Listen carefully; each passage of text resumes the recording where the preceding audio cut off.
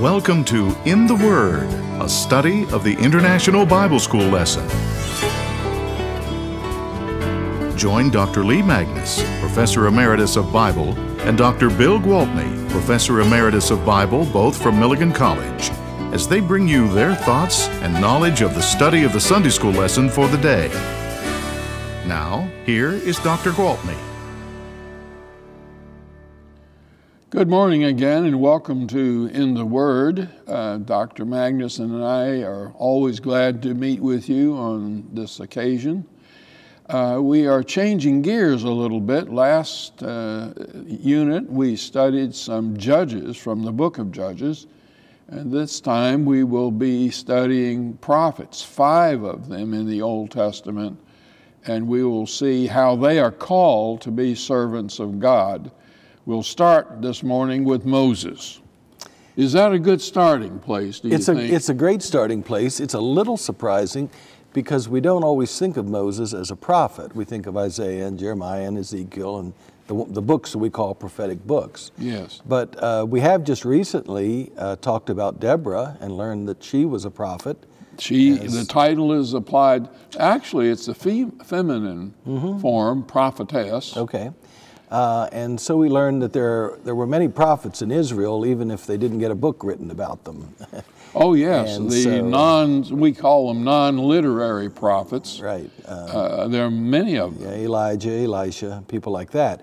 And we go all the way back to Moses, and although we usually think of him as a leader and a liberator, the fact is he is referred to as a prophet a couple of times in the books of Moses, yes. in Deuteronomy. Especially in Deuteronomy, yeah. So it is appropriate because Moses did communicate the will of God to the people of God. Yes. He was an intermediary, and that is one of the main functions of a prophet.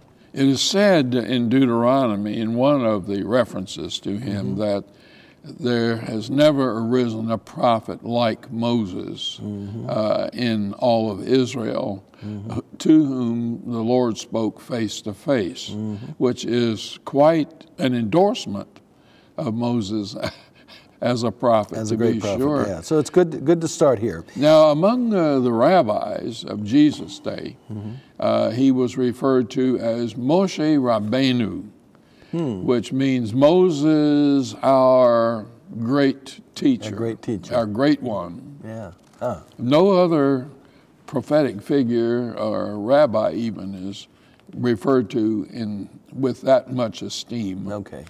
So he was well respected in Judaism, not only as a liberator and a leader of the people, but as a lawgiver. And a lawgiver, yeah. We think of George Washington as the father of our country. Well, he was certainly a wonderful politician and leader and general, and Moses was all of that, but Moses was even more than that. Yeah. He was a lawgiver. He did accomplish a lot. Yes. Our printed text today, which is the call story, that's what we're focusing on. Yes. In these studies, is preceded by 2 chapters which give the background of Moses before his call. Yes. And if we can summarize very quickly, the 3 very important things going on leading up to his call. One is he was born a Hebrew at a time of terrible oppression and servitude. Now the so-called Hebrews entered Egypt at a time when they were shown some honor and respect. During Joseph's time. Yes. Yeah. And they lived in the land of Goshen, as it's called, which is in the Delta region, eastern Delta. Fertile territory. Very fertile, and very available for herds, sheep and goats. And but then there arose a king who knew not Joseph, as the Bible puts it. Right. A new dynasty. Yeah. And they were enslaved. And 400 years have passed since Joseph. Yes. And during that time of enslavement, they appear to have drifted far from God in some ways. Well, they were slave people. They didn't have the time necessary to be super religious or what, be educated. There's evidence that they've picked up a little bit of the worship of some of the other Egyptian gods, but there's still a knowledge of Yahweh, still a knowledge of God. But at least by name. Yeah. So he was born a Hebrew there, and although he was quickly adopted into the royal family by an Egyptian princess, his mother, his own birth mother, did have contact with him during his early years. Yes. So he would have had some opportunity to understand his identity and his Hebrew heritage. But growing up in the court of Egypt, he had a lot of opportunity to pick up Egyptian culture and education, and that would have stood him. Well, not only the culture and education, but he was expected to be, in these days, the Pharaoh, we'll use that term for the king of Egypt, because the Bible does here. He was a hero in the martial arts. And he was always portrayed that way in this time.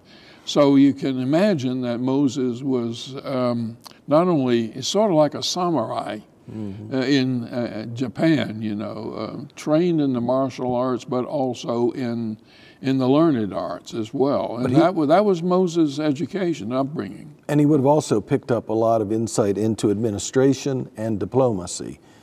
Certainly. And then the third thing that happened to him is after he fled Egypt, after killing an Egyptian, defending a Hebrew, he spent a long time out in the Sinai Peninsula.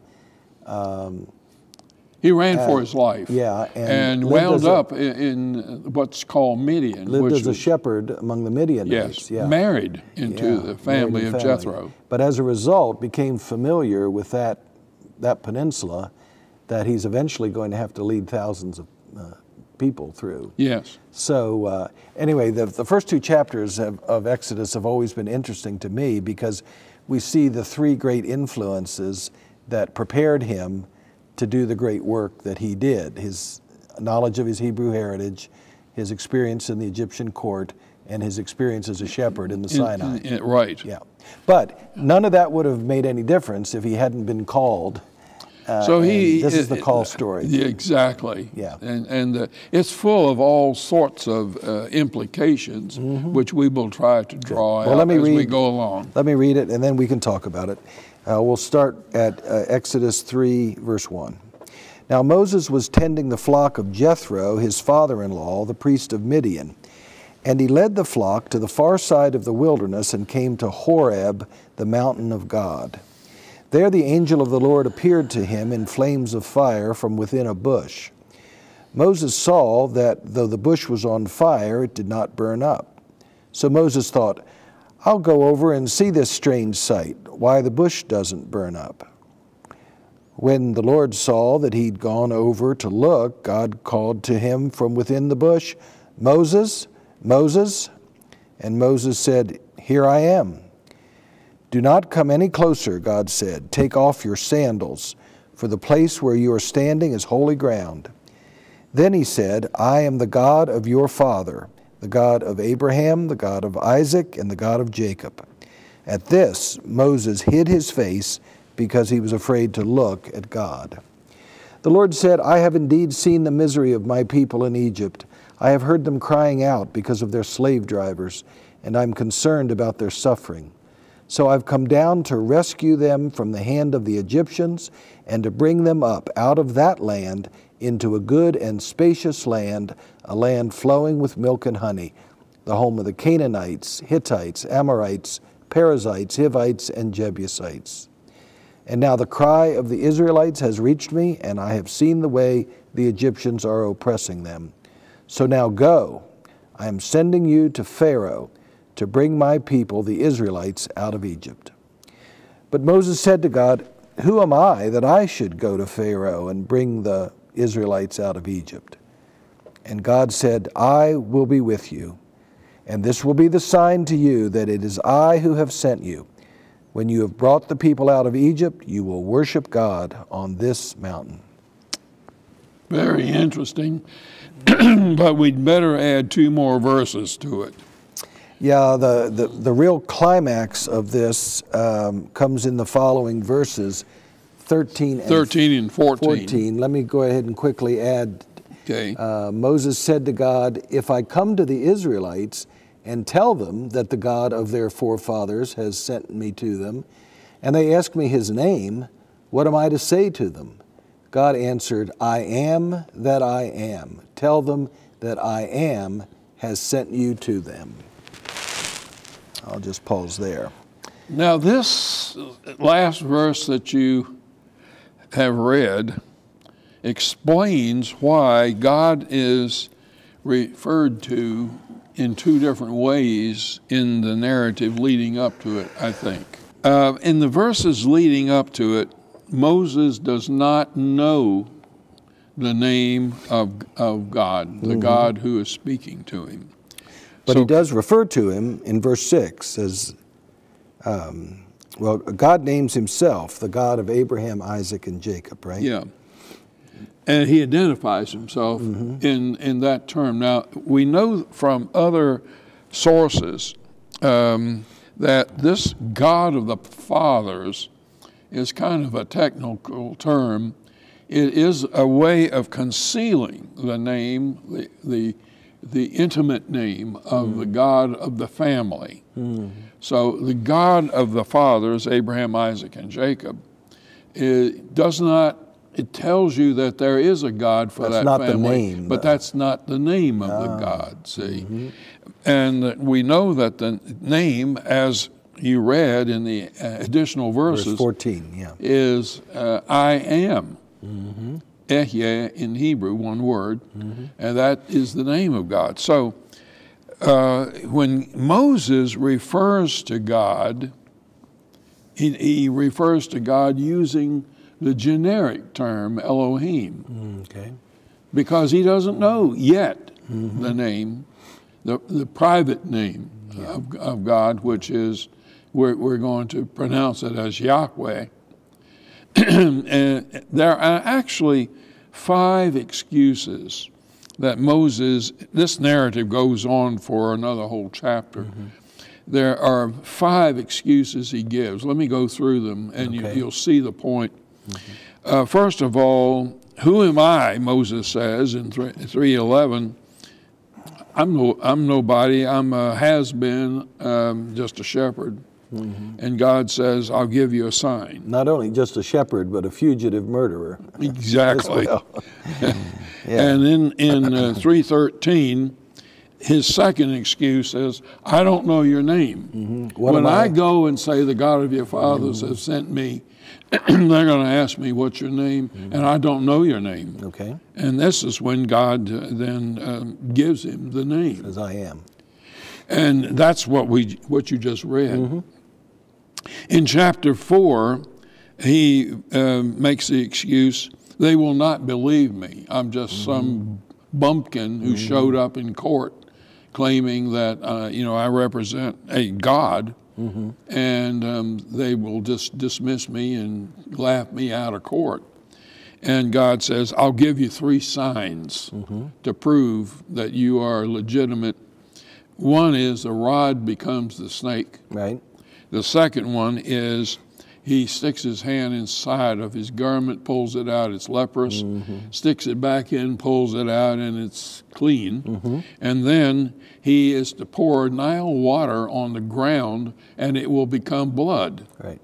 And those are the 3 signs. But that's still not enough. In 4:10, he says, I'm not eloquent, I'm slow of speech. And God says, well, I made your tongue. That's not a problem. I'll take care of that. And finally, in 4:13, he says, send somebody else. I don't want to go, in other words. And then at this point, God becomes angry and refers to Aaron, who will be his mouthpiece and speak for him. So he will not have to do this alone. His brother Aaron will join him in this, and 2 are better than 1, I guess. So in our printed text, in verse 11, his question, who am I that I should go, is just the first of 5 excuses Yes. that he gives Yes. to try to avoid this call to lead the Israelites. Well, he's out here in the desert. All he's got around him a bunch of sheep, and he has to take care of them. He's a member of a high-ranking family, Jethro, who's the priest of Yahweh, out in wandering around, here, there, and everywhere. And so in one way, it's a less demanding life. Yeah. In some ways, it's a demanding life, but less demanding than what God's asking him to do. So when, back to verse 1, when Jethro is referred to as the priest of Midian, you do take it that he's a priest of Yahweh. Yes, because among the Midianites. His daughter has a name with Yahweh in it. Zipporah. So the Yeah, there's Zipporah. There are cases where there Yah. And she does show evidence in a part of the story that we're not studying directly today, that she understands the covenant relationship Yes. pretty well. She understands circumcision as a sign of the covenant. Yes, that's things true. like that. That's true. Well, that's good. Also up there in verse 1, the reference to Horeb is a little confusing because we usually think of the mountain where this occurred as Mount Sinai. So it's obvious that the place has a double name. I think that Horeb is probably its basic name. It means desolate, because it is in a desolate area. Yeah. Well, and the other name seems to indicate that there is a God worship there. Well, and of course, Mount Sinai does not stand all by itself. It's part of a complex range of mountains, and it's possible that one of the names was more for the range and one for the peak, or there are different possibilities. Well, again, there's another case where that exactly is true. Pisgah and Nebo. Oh yeah. Later, where Moses dies. Yes, in Deuteronomy. Yeah. So at any rate, we're talking about the same place, right? As when we were talking about Sinai. Right. We mean the same thing. Now, it's interesting in calling stories. In this calling story, the name is very important. We've already talked about how important is knowing the name of the God. Right. And you've already made a good instruction on that. Moses' own name is prominent here too, which I think is interesting. The voice from the bush begins by calling his name, Moses, and it's like God called from the bush. Yeah, and Moses responds, "Here am I," and that's going to be a little foreshadowing of another call story that we're going to study soon. The call of Isaiah, where he also says, "Here am I." Yes, that's right. Yeah, so this is an appropriate response to a call which he gets by name. What about the sandals that are referred to in verse 5? Take off your shoes. Yeah. What's the suggestion there? The symbolism, is that holiness, the recognition of the holiness of God? Yes. We know from the iconography coming from the eastern, in Iraq, there are many, many pictures of people, priests standing before God, and they always are barefooted. Because something about appearing, before God without the symbols of civilization. And so it could be a kind of a mark of humility. Yes. As well, and nothing separating you from God. The fear that's mentioned at the end of verse 6 might lead some people to think that this is kind of a negative response here. The verb hid and then afraid to look at God. But this is a natural and appropriate response holiness. And, yes, exactly. And to an encounter with God. I have, he's looking at the bush, and notice that the voice of God comes from the bush. So he is associating this bush with God's presence, and the fire is a symbol of this God as well. Hence, for one thing, it's mystery. How does a bush be on fire and not be consumed?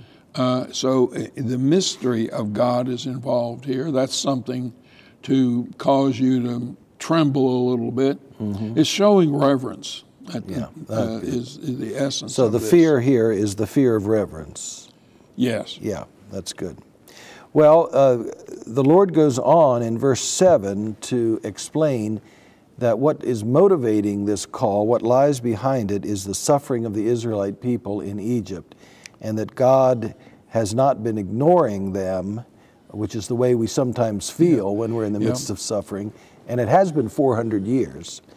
To me, the wording is interesting in this verse. I heard them crying out because of their slave masters. It doesn't say they're crying out to him.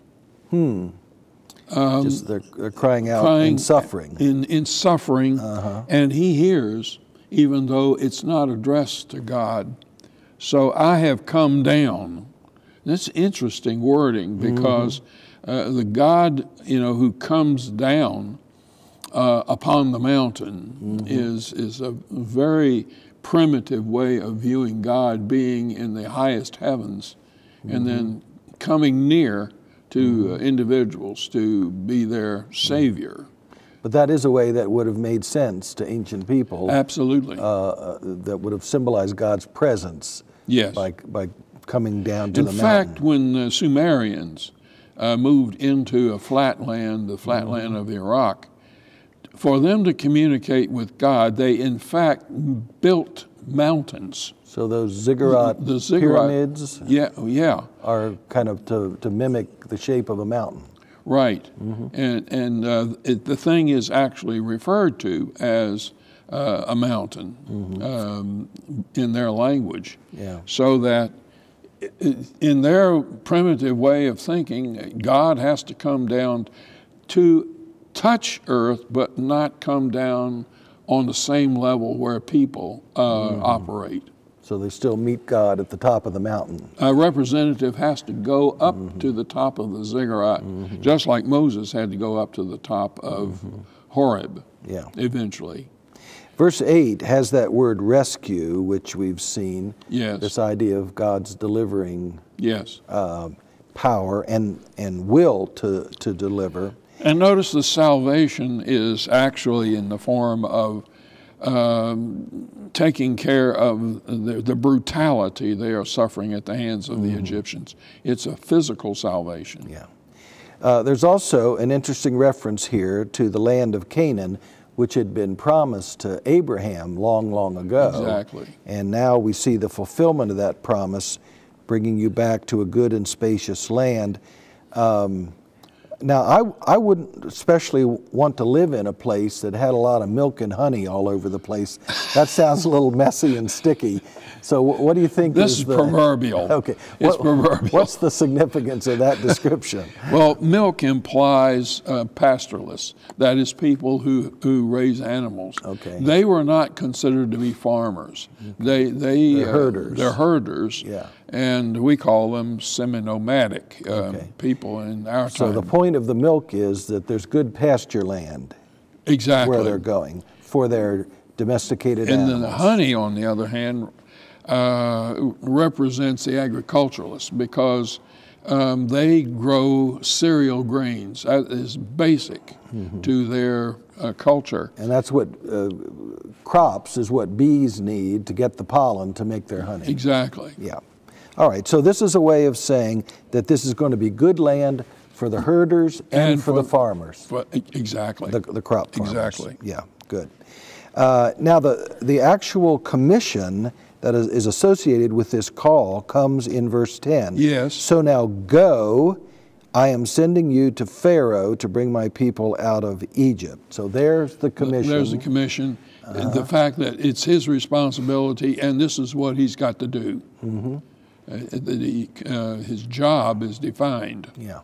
And this is characteristic of many of the calls where God doesn't just call the prophet to be loyal, God calls the prophet to go and do something. Do something, yeah. And right. Of course, this is true in our understanding of the commission of the followers of Jesus. The Great Commission includes that same word, go and make disciples of all nations. And notice, again, it is God who, Moses speaks to God because at this point in his life, he doesn't know God's name. That's what comes up later. Yeah. And he learns God's name. And we get that first excuse or complaint in verse 11 that you gave us the list of, who am I that I should go? And then but the name of the secret name of God is buried. You got to know Hebrew to see this. That in what God says to him in verse 12. Ehyeh is with you, and Ehyeh is actually what God's name is. I am. I am with you. And then that I am, the one who is named I am, is with you. Is with you. And as I've often said, this is the greatest promise that God gives, the promise of his presence. Yes. What better thing does God have to give his people? And here he promises it to Moses. It's interesting how God shifts the focus here. Moses' question is, who am I? And God's response doesn't really answer that question. God's response is, I am with you. I am with you. So he shifts the focus from Moses and his ability to God and the power of and God. The power and by of the his way, presence. when we get to chapter 6, verse 2, where then Moses, this commissioning goes on at some length, the name Ehyeh, I am, morphs into Yahweh. He is, or he causes things to be. Yeah. So that becomes the eternal name of God, which is built, one form built off of the other form. I mentioned the Great Commission of Jesus. It's interesting, the parallels there. Like with this call and commission, Jesus says, go, make disciples of all nations. He preceded that with this promise, lo, I am with you even to the end of the age. Exactly. And so the promise of God's presence is what makes the call and commission of Moses possible. And the promise of Jesus' presence with us is what makes our ministry in his name possible. Yes, exactly. So we have the call, the urgent call of God to Moses to be his leader to bring the Israelites out, and that is prophet number 1 that we'll be looking at. And next week we'll go to another prophet very much later in Israel's history, but a very famous prophet. Join us then, and we'll be looking at Isaiah. God bless you this week. This has been In the Word, a study of the International Bible School lesson with Dr. Lee Magnus, Professor Emeritus of Bible from Milligan College, and Dr. Bill Gwaltney, Professor Emeritus of Bible of Milligan College. Join us again next week for another lesson from the International Bible School lesson text. This has been a production of the First Christian Church Television Ministries.